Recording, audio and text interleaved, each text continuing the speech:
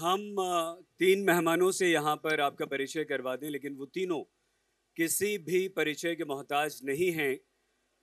अशोक वाजपेयी जी, जो कि भारतीय प्रशासनिक सेवा में पिछले 35 वर्षों तक उन्होंने काम किया और ज़बरदस्त कवि हैं, साहित्यकार हैं, संस्कृति कर्मी हैं, संगीत पारखी हैं और एक ऐसे विद्वान जिन्होंने न सिर्फ प्रशासनिक सेवा में अपनी छाप छोड़ी बल्कि साहित्य जगत में बहुत ऊंचा नाम उनका है।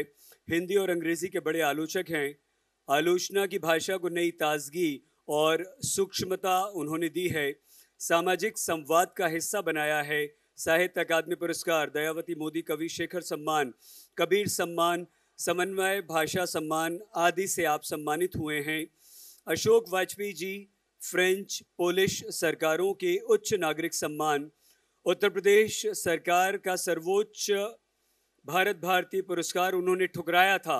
महात्मा गांधी अंतर्राष्ट्रीय हिंदी विश्वविद्यालय के संस्थापक कुलपति, केंद्रीय ललित अकादमी के अध्यक्ष और भारत भवन न्यास के संस्थापक न्यासी सचिव और अध्यक्ष अशोक वाजपेयी जी रहे हैं। रजा फाउंडेशन के प्रबंध न्यासी आप हैं। हिंदी आलोचना पत्रिका पूर्वाग्रह का कई सालों तक अशोक वाजपेयी जी ने संपादन किया है। ऐसे बेहद वरिष्ठ प्रशासनिक अधिकारी, कवि, साहित्यकार का जोरदार तालियों के साथ आप सभी स्वागत कीजिए। अनामिका जी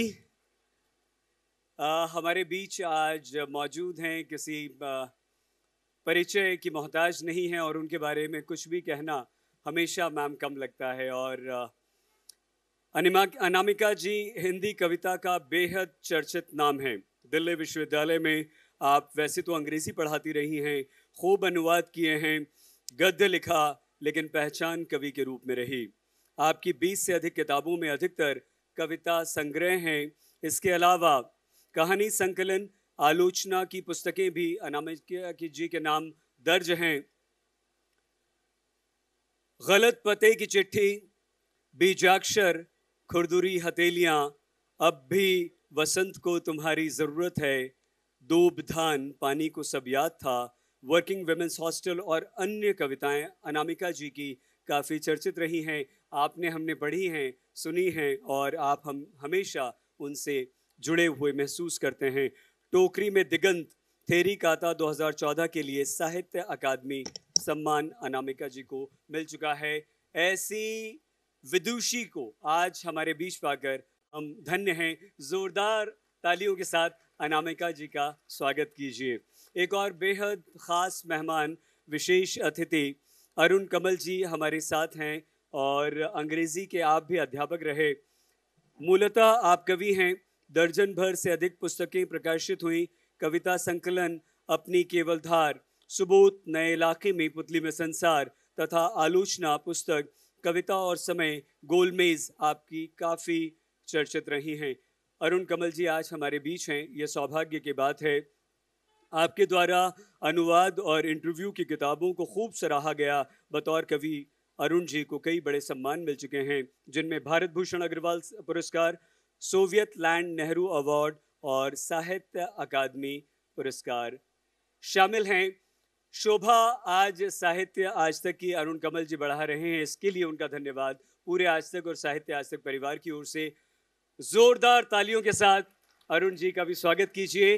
मंच संचालन के लिए हम हमारी साथी, हमारी सहयोगी, आज तक की मैनेजिंग एडिटर, GNT एक हमारा चैनल है गुड न्यूज़ टुडे, उसकी संपादक श्वेता सिंह, जिन्हें आप टीवी पर और विभिन्न विषयों पर रिपोर्टिंग करते हुए फील्ड में खूब देखते हैं। जोरदार तालियों के साथ श्वेता का भी आप स्वागत कीजिए। मंच आपके हवाले श्वेता। अशोक जी ने अनामिका जी को रास्ता दिखाया कि आप उस ओर हैं और अशोक जी बीच में बैठे हैं लेकिन मध्य मार्गी नहीं है। ये कौन सी बात होती है जो साहित्य को क्या हमेशा सत्ता विरोधी होना होगा? अशोक जी, आवाज आ रही है? हाँ। मैं उससे पहले ये बता दूं कि जब आपको मेल भेजा गया था, हाँ, जिसमें आपका इंट्रोडक्शन लिखा कि साहित्य अकादमी पुरस्कार उन्हें मिला है, उन्होंने कहा नहीं, उसमें लिखो कि मैंने साहित्य अकादमी पुरस्कार लौटाया है। तो आजकल कुछ कुछ जुमले हो गए हैं जिनसे लोगों को बांधा जाता है। एक अवार्ड वापसी गैंग कहा जाता है सर। हाँ, आप ही ने कहा शायद। हाँ, नहीं सब कहते हैं। आप पूछिए अवार्ड वापस करने वाले को, मतलब कुछ एक खान मार्केट गैंग होता है। उसमें नहीं जाऊंगा जी। लेकिन आपने जो सवाल पूछा, असल में सत्ता का साहित्य से संबंध हमेशा तनाव भरा है। वो कभी कभी घोर विरोध में बदलता है, जैसा इस समय बदला हुआ है, जब सत्ता बहुत आतंककारी, क्रूर, हिंसक, लोकतंत्र का विनाश करने वाली हो जाए तब। लेकिन अगर आप पिछले 100 वर्ष का हिंदी साहित्य देखें तो सत्ता जो भी रही हो, पहले औपनिवेशिक शासन था, साहित्य उसके विरुद्ध था। बाद में जब लोकतंत्र बना तो लोकतंत्र की जो विकृतियां थीं, जो लोकतंत्र की अपर्याप्तताएं थीं, अधूरापन था, उसकी जो कमजोरियां थीं, उनको लेकर साहित्य हमेशा मुखर रहा है। तो ये साहित्य का अभिशाप नहीं है कि उसे सत्ता का विरोध करना है, ये उसकी नियति है, उसके स्वभाव में है कि वो प्रश्न पूछे। और वो प्रश्न इसलिए पूछने का हकदार है कि साहित्य उन विधाओं में से है जो खुद अपने पर भी प्रश्न उठाते हैं। अपने पर प्रश्न उठाने वाले को ये हक है नैतिक कि वो दूसरों से भी प्रश्न पूछे। तो इसलिए आपके प्रश्न का नाति संक्षेप उत्तर यही है। नहीं, होता क्या है अनामिका जी कि रामधारी सिंह दिनकर अगर लिखेंगे कि सिंहासन खाली करो कि जनता आती है, तो जिनके विरुद्ध लिखते हैं वो, सर माइक मुझे लगता है ये वाला माइक आपका, तो जिस सत्ता के विरुद्ध लिखा जाता है वही जब सत्ता के से बाहर होते हैं तो उन शब्दों का इस्तेमाल करते हैं जो सत्ता में उस समय रहते हैं उनके लिए। ये बड़ा विरोधाभास रहता है। लेकिन एक साहित्यकार के लिए क्या ये बाध्यता है कि आपको सत्ता के विरुद्ध बोलना है? जो अगर सत्ता में आपको कोई चीजें अच्छी लगने लगे, आप उसके बारे में बोलने लगे, तो क्या साहित्य बिकाऊ हो जाएगा? देखो, प्रभुता पाई काई मद नाही, ये होता ही है कि जब आदमी सत्ता के बीच में एकदम सभी तरह के सत्ता संचालन के लिए और सभी तरह के पावर पॉलिटिक्स के अधिनायक के रूप में बैठ जाता है, तो थोड़ा थोड़ा उसका ध्यान, उसका साइकोफेंस से वो लगातार ऐसे लोगों से घिरा रहता है जो उसका मनोबल बढ़ाते रहते हैं, और वो सही भी कुछ करना चाहे तो उसको वो सही सलाह नहीं मिलती। तो जो भी दूर खड़ा है, जैसे ये फोटोग्राफर ही है, वो मार्जिन पर खड़ा है, तो मार्जिन से खड़ा होकर उसको फोकस करने में सुविधा होती है कि किस पे सुविधा क्या करना है, एक क्रिटिकल एंगल उसको बनाने में सुविधा होती है। तो जो दूर खड़ा है और उसको शायद एक सही विमर्श देने में सुविधा होती है। तो ये पोजीशनिंग का सवाल है कि आप जो सबसे ज़्यादा परेशान हाल है उसकी तरफ, उसके साथ ही खड़े हैं, जो भी जिस स्थिति में परेशान है। कविता चाहे किसी की समझ में नहीं आती हो, लेकिन हर गरीब आदमी, हर स्त्री, हर परेशान जनजाति या जाति ये सोचता है कि वो कवि जी हैं, वो हमारे आदमी हैं। तो जनता का आदमी होने का जो एक विश्वास कवियों ने अर्जित किया है, वो उनको एक क्रिटिकल स्टांस में रखता ही है, वो एक तरह से समीक्षा दृष्टि देता है। लेकिन पॉलिटिक्स ऑफ ह्यूमिलिएशन का जवाब पॉलिटिक्स ऑफ ह्यूमिलिएशन देना ज़रूरी नहीं है कि उससे वो एक तरह से ताकीद करता है। वो एक तरह, इसीलिए कांता सम्मित उपदेश कहते थे कविता को, साहित्य को हमेशा, और देव सम्मत उपदेश भी होते थे और मित्र सम्मत उपदेश भी होते थे। लेकिन कांता सम्मत जैसे औरत समझाती है, कविता का स्वभाव औरत के स्वभाव जैसा होता है। वो कम बोलती है, इशारों में बोलती है, और ये समझती है कि सामने वाला मेरा इशारा समझेगा, बुद्धिमान को इशारा काफ़ी। तो इस तरह से वो आपके भीतर जो बैठा हुआ मनुष्य है, वो चाहे कहीं भी हो, कुर्सी के कुर्सी पे बैठा हो, चटाई पर बैठा हो, आपके मनुष्य को उजागर करने की कोशिश करती है, एक ऐसा उलाहना देती हुई जैसे भ्रमर गीत की नायिकाएं देती हैं। इसमें किसी को ध्वस्त करने की बात नहीं है, चुपचाप झील की तरह हो जाने की बात है, जिसमें अपना चेहरा कोई देख सकता हो, है ना।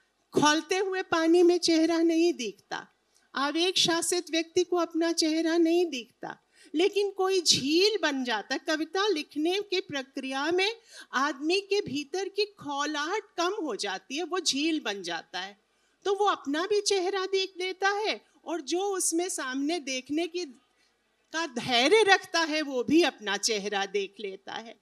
तो ये पूरी प्रक्रिया ही झील बन जाने की प्रक्रिया है, जो अतिरेकों के निषेध से पैदा होती। अरुण कमल जी, क्या इस हिसाब से ये कहा जा सकता है कि जो सत्ता विरोधी साहित्य हो, अगर उसमें सहनशीलता की कमी हो जाती है कि वो दूसरी तरह की कविताओं को, दूसरे साहित्य को चारण कह दे? आपने सवाल सत्ता से शुरू किया, लेकिन इस सत्र का विषय जो दिया गया है वो है कविता की पुकार, और कविता की पुकार एक बहुत बड़ा विषय है। तो मैं उसी के बारे में कुछ कहना चाहता हूँ कि कविता की पुकार का मतलब क्या। इसके लिए मैंने कुछ पंक्तियाँ जो मुझको याद आईं कि कहाँ कहाँ हिंदी कविता में पुकार आता है या पुकारने की बात आती है। अब कबीर हमेशा ख़त्म करते हैं अपने पदों को, कहत कबीर सुनो भाई साधो। एक पुकार है यहाँ भी, और ये साधो के लिए है, सबके लिए नहीं है, क्योंकि सब समझ नहीं सकते हैं उस बात को। उन्हीं के बाद मीरा आती हैं, और वहाँ एक दूसरे तरह की पुकार है मीरा में, सूर में, तुलसी में। हे गोविंद राखो शरण, अब तो जीवन हारे। और ये भी एक पुकार है, और वो गोविंद के प्रति है। लेकिन उसमें आगे एक पंक्ति आती है अर्धाली, द्वारिका में शब्द भयो। तो ये शब्द होना महत्वपूर्ण है। ये शब्द जाता है, ये आवाज जाती है, कविता जाती है। तो कविता बात भी करती है, सुनो भाई साधो। कविता पुकारती भी है एक बृहत्तर सत्ता को। और आओ जल जल पैर बढ़ाओ, निराला की प्रख्यात कविता, वो साधारण लोगों को भी कहती है आओ जल्द जल्द पैर बढ़ाओ। एक पुकार वहाँ भी है, और एक पुकार मुक्तिबोध की भी है कि ये सारी पुकारती हुई पुकारें जब खो जाती हैं, मुझे पुकारती हुई पुकार खो गई कहीं। और स्वाधीनता ने भी हमें पुकारा। हिमाद्री तुंग श्रृंग से जो प्रसिद्ध गीत है प्रसाद का, उसमें है स्वयं प्रभा समुज्ज्वला स्वतंत्रता पुकारती। तो स्वतंत्रता की पुकार भी होती है, और ऐसे ही न्याय पुकारता है। और अंततः हर आर्तनाद, हर कविता एक आर्तनाद भी है। मेरे भीतर का दुख है, और जो सबका दुख है, जैसे वाल्मीकि का जो प्रथम श्लोक है, वो उस केवल क्रौंच पक्षी का दुख नहीं है, वो समस्त सृष्टि का दुख है। और वो एक पुकार है, एक ऐसी पुकार जो आज तक गूंज रही है पूरे ब्रह्मांड में। तो ये भी होता है। लेकिन इस सब कुछ के बावजूद, जैसा हम आज भी देख रहे हैं कि कविता के लिए बहुत कम जगह है।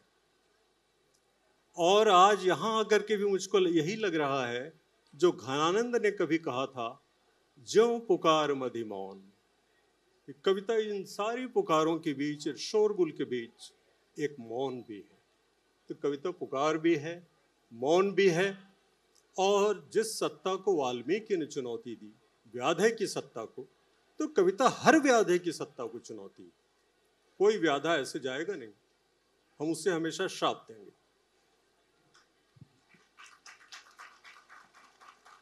क्या शब्दों और एक लिखित शब्द में बंधी कविता, पुस्तकों में छपी कविता, मंचों पर सुनाई जाने वाली कविता अगर सोशल मीडिया पर सुनाई जाने लगे, तो ये उस मंच का विस्तार हो रहा है अशोक जी, या फिर उस मंच को छोटा कर रहे हैं?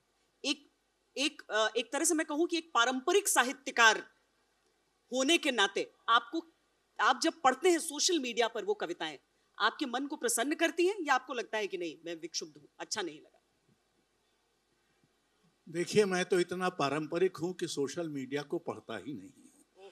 मुझे वो सुविधा प्राप्त नहीं है, मेरा मन नहीं लगता। मैं तो किताब पढ़ने वाला आदमी हूं, एक बात।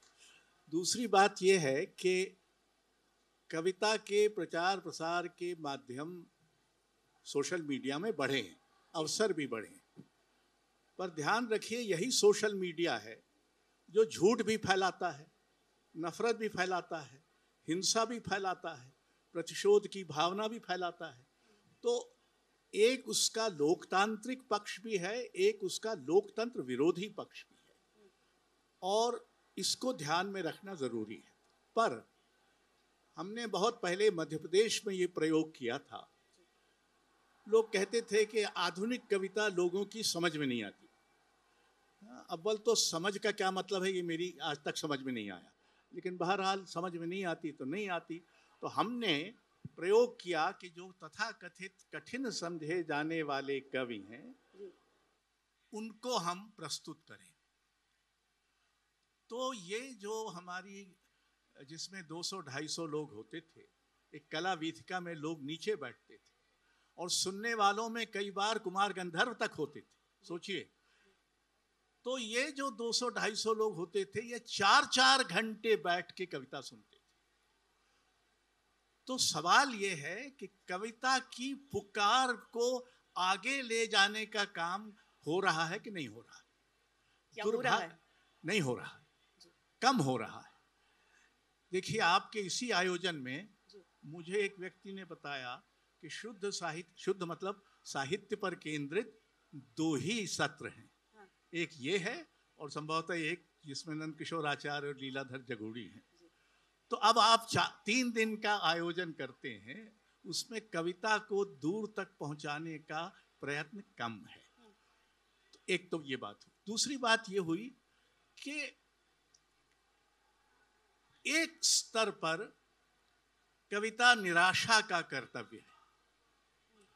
हम तो पुकारेंगे, हम आपके अंदर जो मनुष्यता है, जो साहस है, जो अंतःकरण है, जो सौंदर्य बोध है, जिनको आजकल राजनीति, धर्म, मीडिया, बाजार तरह तरह के शोरगुल में दबा रहा है, उसको हम पुकारेंगे तो, और ज्यादातर हमारी पुकार अनसुनी जाएगी।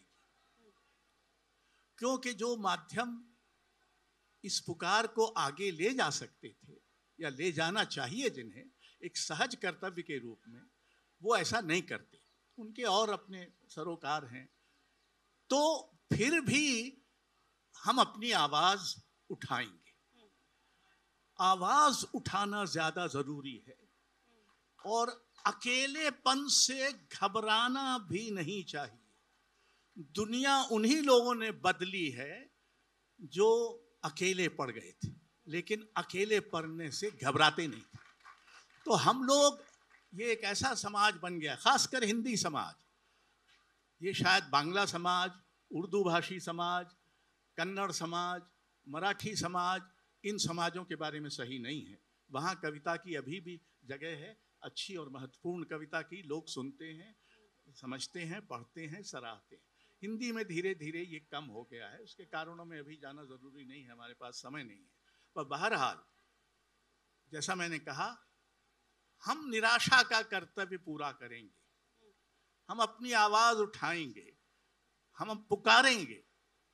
हमारी पुकार से कोई जागेगा कि नहीं जागेगा, हमारी दस्तक से कोई अपना दरवाजा खोलेगा कि नहीं खोलेगा, हमारी चीख से किसी को दुख होगा कि नहीं होगा, इसकी परवाह ज्यादा हम नहीं कर सकते। क्योंकि फिर वो परवाह हमको तरह तरह के समझौते करने की ओर ले जाएगी, जो हम कवि के रूप में अपनी नैतिक बुद्धि के साथ समझौता नहीं कर सकते। पर अनामिका जी, बदलते समय के साथ ये कौन तय करेगा कि क्या अच्छा है क्या बुरा है? कौन ये तय करेगा कि अगर मान लीजिए एक युवा पीढ़ी है, इंस्टाग्राम पर कोई युवा शायर, युवा कवि अपनी चंद पंक्तियां बोलता है, एक रील में रिकॉर्ड करता है उसे, आजकल जो प्रचलन है, और उसे वो लाइक कर रहा है, उसे पसंद आ रही है उसकी सोच। ठीक है, तो उससे कोई जी। एतराज की बात नहीं है, इस पर यही कोई कह रही एतराज हूं नहीं कि कर रहा। कौन तय करता है कि तय अच्छा है कि हमेशा बुरा? करता है, एक तरह का मतैक्य पैदा होता है। जी। आखिर साहित्य में भी बहुत आपस में मतभेद हैं, हाँ। ऐसा नहीं है कि सब, लेकिन कुल मिलाकर एक व्यापक मत बनता है। छायावाद में के जमाने में 4000 कवि थे, बचे 4, उनके बारे में सब जानते हैं कि हमारे बड़े कवि हैं। हाँ, उनमें से अधिकांश आपको आज भी समझ में नहीं आएंगे, और युवा पीढ़ी को तो रत्ती भर नहीं आएंगे, लेकिन इससे उनका बड़ा होना और उनके बारे में मतैक्य होना कम नहीं हो जाता। तो ये तो एक प्रक्रिया है। युवा लोगों को जब तक इस तरह की कविताएं पसंद आएंगी, कभी न कभी तो वो ठिठक के सोचेंगे, कभी न कभी तो वो कुछ आत्मालोचन करेंगे, कभी न कभी तो वो सच्चाई से जो उनको दूर लुभा कर ले जाया जा रहा है उसके बारे में कुछ प्रश्न उठाएंगे। आखिर युवा इतनी बुद्धि और इतने साधनों के बाद इतने मूर्ख तो नहीं हो सकते कि उनको ज़्यादा देर तक सस्ती चीज़ें बहला सकें। अनामिका जी, कौन तय करेगा सस्ता है कि महंगा है? साहित्य लोकप्रिय है तो क्या सस्ता हो गया? नहीं, ऐसा नहीं है। मैं चूंकि युवकों के बीच विश्वविद्यालय में रहती हुई बहुत समय मेरा जाता है, तो मैं जानती हूँ कि 3-4 स्थितियाँ हैं जीवन की जिसमें गंभीर कविता की ओर जाते हैं कवि। जब उनका प्रेम होता है या प्रेम टूटता है, जब कोई बिछोह होता है, एक 10 बाई 10 के कमरे में बैठे हुए उन्हें चिट्ठी मिलती है या फ़ोन मिलता है कि कोई गुजर गया घर में, माँ चाहे नानी चाहे दादी, और उसकी उनकी स्मृतियाँ जगती हैं, तो भी वो जो सोशल मीडिया पर कविताएं हैं, कविता कोश जितने हैं, वो ज़ोर ज़ोर से पढ़ते हैं अपने टैबलेट स्पेसेस में, और कविता उनका सहारा बनती है। तीसरी स्थिति, जब उनकी नौकरी छूटती है। हम एक ऐसे समय में रह रहे हैं जब नौकरियां भी और संबंध भी बहुत जल्दी मतलब क्षणभंगुर हो रहे हैं जैसे। तो ऐसे समय में कविता सहारा बनती है युवकों का। और अब जो बहुत सारा अनुवाद से विश्व साहित्य सामने आ रहा है, और उसका बहुत, जैसे रिल्के की कविताएं अगर हम चाहे जिसमें जिसको भी जहाँ नोबेल प्राइज मिला या जो चर्चित है, अनुवाद में लड़के उसका अनुवाद करते हुए भी काव्य की बहुत सारी ऐसी तकनीकें सीखते हैं जिसमें अच्छी कविता की धड़कन होती है। अभ्यास युवावस्था में हर युग में एक उछाह में, स्फुरण में कविता लेखन शुरू होता है, लेकिन अभी बहुत यत्नपूर्वक कविता की तकनीकें, वो तकनीकें अपने अनुभव, रेडीमेड तो कभी अनुभव नहीं होते, कविता अपने अनुभवों से ही लिखी जाती है, लेकिन तकनीकें जो हैं वो कुछ सिद्ध हैं, शास्त्र सम्मत भी और डिफैमिलियराइजेशन आदि तकनीकें भी। तो वो चूंकि इंटरनेट के आने पे अब सर्वसुलभ हैं, हम तो उन तक जाते हैं। कवि युवा कवियों का बहुत सारा मेरे पास ऐसा नेटवर्क है जो कि मुझे 2-2 बजे 3-3 बजे तक व्हाट्सएप पर कविताएं लोगों को भेजी जाती हैं। जैसे चिड़िया वीर गाथा काल में विरहणियाँ अपने पक्षियों का, पुरुलिया पक्षी का चूं चूं चूं सुन के समझती थी कि अब मेरे प्रियतम लौटने वाले हैं, रास्ता खुलने वाला है। 2:30 बजे 3 बजे अच्छी कविताएं भी पोस्ट होती हैं। तो वो कौन सी बेचैनी है जो एक कबीर की तरह से जागे और रोए की स्थिति में युवकों को रखती है? वो तो है कि समय न्याय करता है, लेकिन कविता को गंभीरता से लेने का एक चलन हो गया है। और वे सिनेमा के भी गाने हैं, उनमें कुछ कविताई और कुछ सूफियाना भाव उभरा है, इससे कोई इनकार नहीं कर सकता। चिन्मयी त्रिपाठी आदि कई ऐसे नए गायक हैं जो कविता उठाकर गा रहे हैं, और मंचों से आपके भीतर भी एक कवि सोया है। आपका अकेलापन कवि के अकेलेपन से झप्पी लगा लेता है, जब गले मिल जाता है उसके, तो आपके भीतर कुछ जगता है। वो जागरण जो जैसे कह रहे हैं कि डाक सुने कोई ना आसे, तो नहीं भी आता है तो एकला चलो रे, लेकिन वो एकला चलो रे में अलोननेस, ऑल अलोन वाला भाव होता है, वो सर्व समावेशी एकांत होता है। ऐसा सन्नाटा होता है जिसमें पढ़ी हुई कविताओं की भी गूंजें होती हैं। अपने समय की कविता सबसे ज्यादा अंतःपाठीय हुई है, इसलिए कि उसने भक्ति कविता भी पढ़ी है, उसने रीति कविता भी पढ़ी है, और अपने समकालीनों को वो लगातार यूट्यूब के वीडियो सुनता रहता है। अभी ही नहीं, फिलिस्तीनी कवियों की भी मैंने वीडियो यूट्यूब पर देखी है। जॉय हार्जो नाम की एक कवि है जिनको हम अभी यूनिवर्सिटी में पढ़ा भी रहे हैं, वो रेड इंडियन कवि हैं।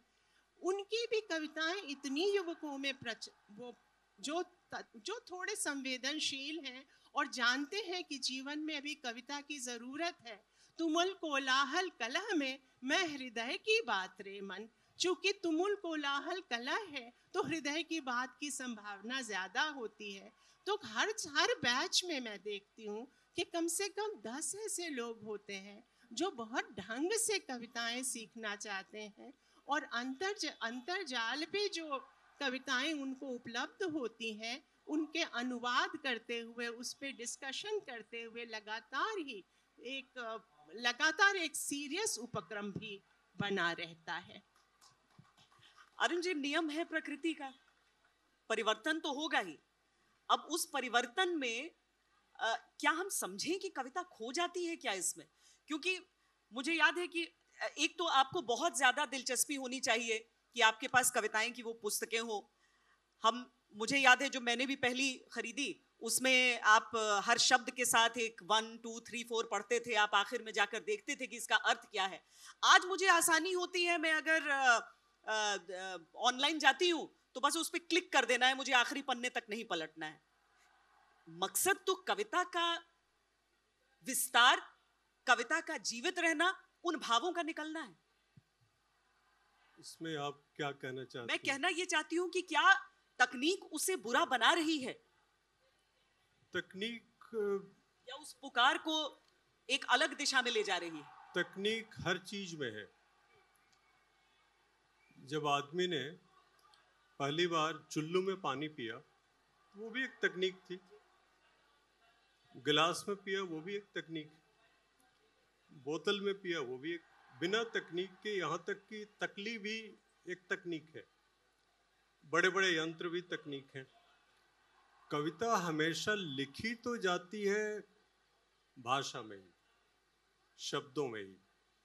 आप चाहे उसको छापें, चाहे उसको स्लेट पर लिखें, चाहे पत्थर पर लिखें, चाहे आप उसको कंप्यूटर के पर्दे पर लिखें, आप चाहे जैसे भी करें, वो है भाषा, शब्द, और आप उसका कुछ बिगाड़ नहीं सकते। तो कविता जैसे भी हो लोगों तक पहुंचनी चाहिए। अब इस सिलसिले में चूंकि आपका इतना बड़ा मंच है, मैं एक दो बातें कहना चाहता हूँ पहुंचाने के लिए। हिंदी में मेरी इच्छा ही ये रह गई कि मैं किसी अखबार के पहले पन्ने पर कभी भी किसी भी कविता को छपा हुआ देखूं। आज तक नहीं छपी। मेरी अभी भी ये इच्छा है, और मैं ये सबसे कहता हूँ कि इतने टेलीविज़न के जो रास्ते हैं, चैनल हैं, वो हर रोज न सही, हर हफ्ते न सही, महीना में ही सही 10 मिनट कविता के लिए रखें। इसमें क्या दिक्कत है? और मैं ये नहीं कहता कि आप समकालीन कविता को वहाँ रखा जाए। आप बड़े कवियों को रखिए। आप महाभारत वाल्मीकि से ही शुरू करिए, भक्ति काल के कवियों को रखिए, छायावाद के कवियों को रखिए, और तब हमसे पूछिए कि क्या हो रहा है। अभी तो उनको कोई अवसर नहीं है। निराला की कविता को लोगों तक पहुंचाने का क्या साधन है आज हमारे पास? किताबें तक नहीं है। कभी भी किताबों से वो कविताएं निकाल दी जाएंगी। इसलिए सवाल ये नहीं है कि वो सोशल मीडिया या लोकप्रियता, नहीं, कविता लोगों तक पहुंच नहीं रही है। जो महान कविता है, तो क्या पहुंच रहा है। अब महाभारतकार ने कहा था, व्यास ने, कि मैं दोनों हाथ उठाकर कहता हूं और मेरी बात कोई नहीं सुनता। तो किसकी बात, तो कौन सी चीज लोगों तक पहुंच रही है? जो ऐसी चीजें जो दोयम दर्जे की हैं, जिनमें कला नहीं है, जिनमें कोई गहरी जीवन दृष्टि या जीवन बोध नहीं है, न कोई नया अनुभव है, न कोई नई बात है, वो चीजें जल्दी लोकप्रिय होती हैं, उनको कराया जाता है लोकप्रिय। आप सोचिए कि जो रुपए हम सब की जेब में हैं, उन पर गांधी जी की तस्वीर है। अब जिसके पास 1 रुपया भी है वो गांधी जी को जानता है, तो लोकप्रियता ऐसे बढ़ती है। आप, मेरा अभी भी कहना है कि भारत सरकार को चाहिए कि हर रुपए पर कविता की पंक्तियां छापे। तमिल कवि सुब्रमण्यम स्वामी की, माफ करिएगा, तमिल कवि वल्लतोल की, मलयालम कवि वल्लतोल की, तमिल कवि वेल्लूर की, सुब्रमण्यम भारती की, रविन्द्रनाथ ठाकुर की, तुलसीदास की।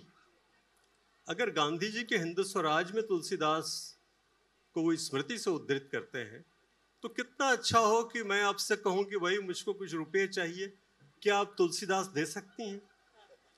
मतलब कि 2000 रुपए का नोट जिस पर तुलसीदास की कविताएं हों। तो ये बात मुझको हमेशा सोच सोच के कभी कभी आनंद आता है। सुंदर सोच है ये। जी सचमुच में मुझे ना वो कोल्ड ड्रिंक के ढक्कन याद आ गए, जिनके पीछे कुछ एक लिखा रहता है, कोई एक, वो बड़े संभाल कर रखते थे हम सब, कोई सेइंग रहती थी। पर क्या वो अपनी कविता नहीं हो सकती है, हमारे देश की कविता नहीं हो सकती है? जैसे हम बाबा नागार्जुन को याद कर लें, हम लोग सूर्यकांत त्रिपाठी निराला को याद कर लें। अभी जैसे मैं जब हवाई जहाज से आ रहा था, मैंने पानी पीने के लिए जो जिस गिलास में, कागज के गिलास में दिया गया, उस पर एक बहुत दिलचस्प बात ये लिखी थी कि महान कथाकार हेमिंग्वे जब उपन्यास लिखते थे तो वो मूंगफली के मक्खन वाला सैंडविच खाते थे। अच्छा। अब ये बात मालूम हो गई हमको। तो इस तरह से आप कविताएं भी दीजिए, तो अब जाके मैं मूंगफली वाला सैंडविच खाऊंगा। मैं आपको एक उदाहरण, जो अरुण कमल जो कह रहे थे, लंदन मेट्रो ने ये तय किया कि वो मेट्रो स्टेशन पर हर जगह जहाँ से एस्केलेटर्स हैं वगैरह, कविता के पोस्टर लगाएंगे। ये इतना लोकप्रिय हुआ कि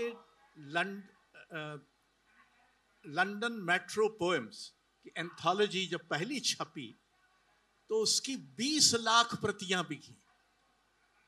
20 लाख लोगों ने वो कविताएं, और वो कविताएं कोई आसान कविताएं नहीं थी। शेक्सपियर, गिब्न्यू हर्बर्ट और रिल्के और क्या क्या कवियों की कविताएं अंग्रेजी में। मैंने यहाँ एक विफल चेष्टा की। जब ये मेट्रो बनी उसके बाद मैंने कोशिश की कि क्या ये इस पर राजी हो सकते हैं कि हम हिंदी में, उर्दू में, पंजाबी में और अंग्रेजी में 4 भाषाओं में यहाँ कविताएं लगाएंगे, देखें क्या होता है, कितने लोग पढ़ सकते। कविता अक्सर आपको अचानक मिलती है। बहुत सही बात आपने कही। ये अचानक मिलना जो है ये प्रेम जैसा है, कि अचानक होता है, मतलब यकायक आपको कुछ एक ऐसा मिल गया तो ये लेकिन ये जो अचानक मिलना है इसको थोड़ा सुनियोजित ढंग से करना चाहिए कि लोगों को अचानक मिल जाए। लंदन में एक पब में मैं अकस्मात पहुंचा, वो विश्व हिंदी सम्मेलन हो रहा था जो कि बड़ा भारी ढकोसला है, पर बहरहाल उसको छोड़िए। मैं वहां पहुंचा तो जिस मेज पर मैं बैठा उस पर लिखा हुआ था T.S. Eliot used to sit on this table। मैं एक बार खड़ा हो गया कि इतना बड़ा कवि जिस मेज पर बैठता था उस पर मैं तुम छल्ला कहाँ बैठने जा रहा हूं। तो ये आपको पता चलता है। सारे पश्चिम में अपने लेखकों, कलाकारों के निवास स्थानों को अगर बचा के नहीं रखा गया है तो कम से कम वहाँ एक नोटिस लगा हुआ है कि यहाँ वर्ड्सवर्थ रहते थे, यहाँ शेक्सपियर रहता था, यहाँ मिल्टन रहते थे। हमारे यहाँ सिवाय एक आध बेगूसराय में एक रामधारी सिंह दिनकर की बहुत अच्छी मूर्ति लगी है, यहाँ गालिब की गली भी है हाँ दिल्ली में। गालिब की लगी है, लेकिन मैं हिंदी भाषी अंचल की बात कर रहा हूँ। उसमें सिवाय एक मूर्ति के बहुत खराब मूर्तियां लगी हैं, बेहद खराब, कुरुचिपूर्ण, अशिल्पित। लेकिन अगर हम घरों पर ये लगा दें कि माखनलाल चतुर्वेदी यहाँ रहते थे, अगर जिस फ्लैट में अरुण कमल रहते थे वहां एक लगा हो कि अरुण कमल यहाँ रहते हैं फिलहाल, तो ये सब छोटी छोटी बातें हैं जो की जा सकती हैं। कविता का एक काम याद रखना है, याद दिलाना है और याद बचाना है। याद रखना, जो आप भूल रहे हैं वो हम याद रखें, आप भूल चुके हैं हम आपको याद दिलाएंगे। दूसरा, याद बचाना। हमारा समय ऐसा है जिसमें याद पर बहुत बड़ा हमला है, हर तरह से याद को नष्ट किया जा रहा है। जो कभी हुआ ही नहीं, जो कभी हुआ कहा जा रहा है उसको भूल जाओ, और जो कभी हुआ ही नहीं उसके बारे में कहा जा रहा है कि इसको याद रखो। तो ये जो याद है ये बचेगी कहाँ? कविता का एक काम याद को बचाना है, उसका एक और काम है भाषा को बचाना। इस समय माफ कीजिएगा, हम मीडिया के ही एक आयोजन में बैठे हैं। हाँ नहीं, लेकिन मैं आपकी बात से बिल्कुल सबसे अधिक भाषा के साथ, हिंदी भाषा के साथ अनाचार, अत्याचार मीडिया कर रहा है। और ऐसे कुछ इस हद तक होता है अशोक जी कि अगर मैं क्लिष्ट किसी शब्द का प्रयोग कर लूं तो मुझे कहा जाता है कि ये क्यों कर रही हो, इसको सरल करके करो। मैंने कहा पुराने शब्द मर जाएंगे फिर। अगर हर जगह मैं प्रयोग के लिए इस्तेमाल ही लिखूं, इसमें हिंदी उर्दू की बात नहीं है। हाँ, पर एक भाषा की शुद्धता की बात है।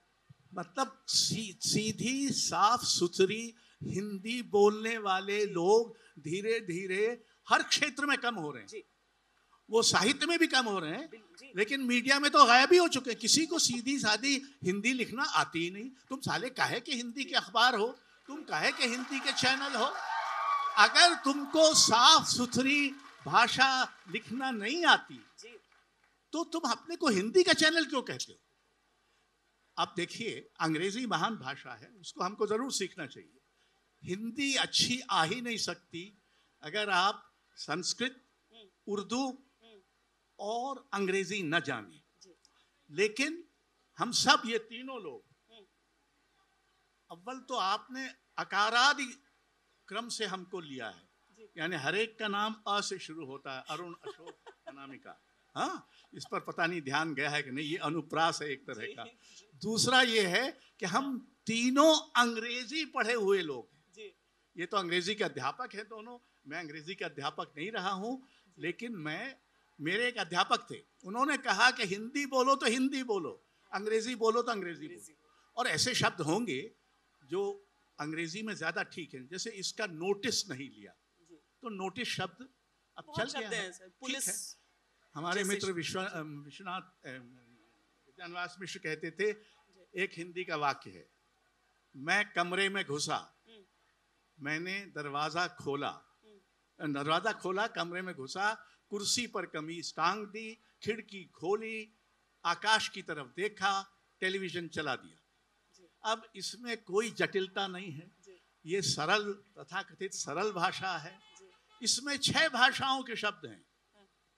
कमरा इतालवी से, दरवाजा फारसी से, कमीज अरबी से, कुर्सी पोर्चुगीज से, टेलीविजन अंग्रेजी से। पर सर, इसे तो मैं भाषा हिंदी की सहनशीलता भी कहती हूँ। इसलिए हिंदी ऐसे बनी है, उसमें कई भाषाओं के शब्द हैं।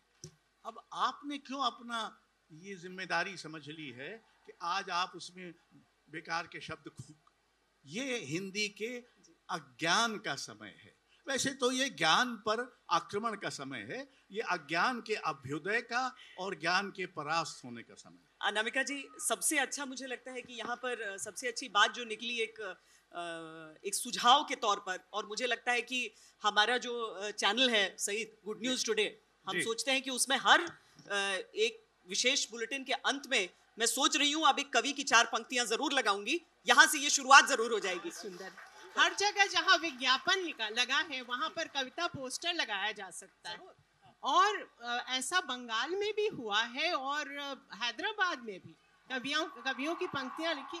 उसके बाद जैसे नुक्कड़ का नाटक होते हैं वैसे नुक्कड़ कविता हो सकती है हर कवि के जन्मदिन पर, क्योंकि हर व्यक्ति में कवि है जिंदा, उसकी जो अंतरात्मा की आवाज है वो उसको कवि बनाने की संभावना की ओर ले जाती है और आत्म परिष्कार की ओर ले जाती है। जहाँ तक तत्सम तद्भव देशज विदेशज उसको एक चटाई पर बिठाया है, तभी तो स्वाधीनता आंदोलन की भाषा हुई है ना। सारे पदानुक्रम तोड़ दिए हैं हिंदी ने, तभी वो आधुनिकता के गर्भ से जन्मी स्वाधीनता संग्राम की भाषा बनी, क्योंकि हमें एक ऐसा समाज चाहिए था जो सबको एक चटाई पर बिठाता। तो इस तरह से हिंदी की प्रकृति में ही ये है, और थोड़ी बहुत अगर इतनी भी छुआछूत नहीं मचानी चाहिए, अगर थोड़ा दूसरी भाषाओं से शब्द आ ही गए सहज ढंग से तो ऐसी भी कोई बात नहीं है। ठीक है। और जी आपने पूछा क्या था? कुछ पूछा था? नहीं, मैंने यही कहा था कि ये जो सुझाव आया है मुझे लगता है ये सबसे सुंदर सुझाव है आज के इस सत्र से, क्योंकि चर्चा तो बहुत हो सकती है लेकिन उसमें से अगर कुछ निकल कर आता है ना जो उस सूत्र को आगे बढ़ाए पिरोता हुआ, इससे सुंदर कुछ नहीं हो सकता है। मैं ये कहना चाहूंगा कि मित्रों जो यहाँ बैठे हैं,